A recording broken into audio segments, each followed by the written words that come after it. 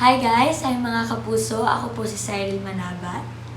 Ako po dito si Jamaica. Ako po yung gaganap na nakagat po ng asong may rabies.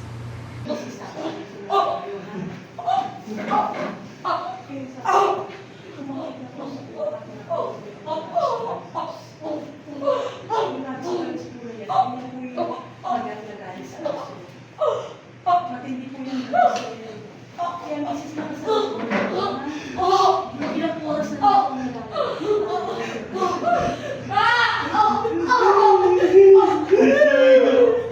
Ang pinaka-take away ko dito, kadalasan tayong mga anak, nahihirapan tayong mag-open up sa pamilya natin, lalo sa parents natin. So, by this, let this serve as an example na we really have to be open sa mga nangyayari sa atin sa pang-araw-araw, lalo na kung may kadelikaduhan or kalubaan yung mga pangyayaring ito. Huwag tayong matakot na hindi tayo maintindihan ng pamilya natin, lalo ng magulang natin. Nagigets ko rin naman, valid din naman yung pinanggagalingan na minsan out of guilt, minsan maganda rin naman yung motive na ayaw lang makadagdag sa, alam mo yun, sa bigat na dinadala ng parents natin. But at the same time, minsan kasi may malulubhang kapalit kapag hindi tayo naging open at naging vocal sa mga nangyayari sa atin. Sobrang hindi pa nagsisink in sa akin. Parang hindi ko pa siya ma-process. Para pa ako nasa cloud9 ngayon kasi this is my first time working and experiencing GMA production and everything, everyone, GMA artists.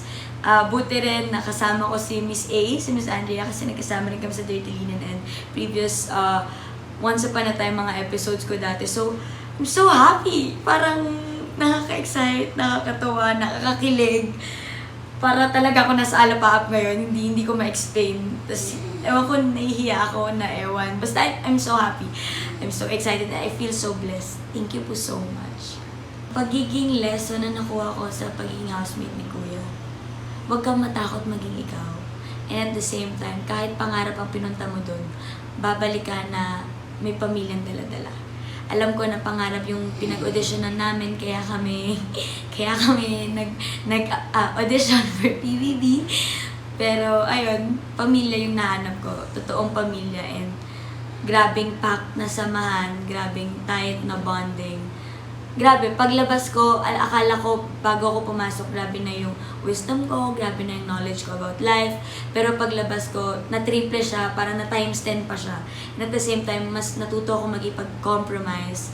Like yung mga boundaries ko and yung mga limits ko, napapanindigan ko sila, but at the same time, I meet halfway with each and everyone na makakasalumuha ko sa loob ng bahay ni Kuya. And natuto rin akong makinig sa ibang perspective and outlook ng mga advice ng housemates and of course, ni Kuya.